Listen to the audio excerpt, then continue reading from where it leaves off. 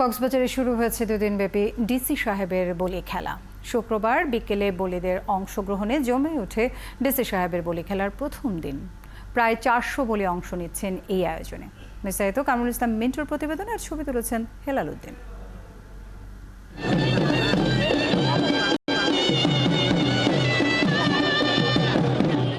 বলিদের কুস্তি লড়াইয়ের আগেই ঢাকঢোল পিটিয়ে বলি নাচ করা একটি রীতি। কক্সবাজার ডিসি সাহেবের বলি খেলার প্রথম দিনেই তাই হলো। শুক্রবার কক্সবাজার বীরশ্রেষ্ঠ রুহুল আমিন স্টেডিয়ামে দুদিনব্যাপী এই বলি খেলা উদ্বোধনের পরপরই শুরু হয় বলির লড়াই।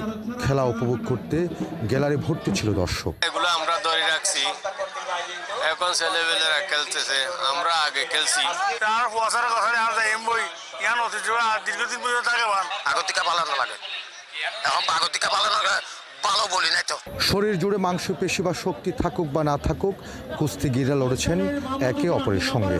কৌশল দিয়ে জয় পেয়েছেন, কেউ হেরে গেছেন। এ আয়োজনে অংশ নিতে পেরেই খুশি বলিরা। বীরশ্রেষ্ঠ রুহুল আমিন স্টেডিয়ামে এই খেলায় আয়োজিত করছেন, আমরা তো কৃতজ্ঞতা জানাই। চ্যাম্পিয়ন হবে ইনশাআল্লাহ আশা করি। পুরস্কারের জন্য আসি না, এখানে জিতার জন্য আসি। জেলা প্রশাসক বললেন, ঐতিহ্যের এই বলি খেলা ছেলেবেলাকে মনে করিয়ে দেয়, জট বাঁধা মনে আনে প্রশান্তি।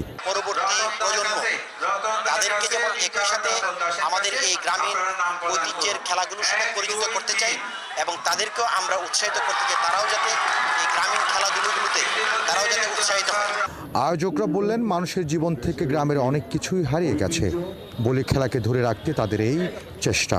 যারা এই মৃৎশিল্প, কুটির শিল্প এবং গ্রামীণ যে শিল্পগুলো দিয়ে কাজ করে তাদেরকে যাতে উৎসাহিত করার জন্য প্রণোদনার মাধ্যমে যাতে শিল্পটা আমরা ধরে রাখতে পারি। এখন আরো ফুয়াশো খেলের এখন বাহিনীর বলি খেলা এখন আল্লাহ বলে আর খুব খুশি।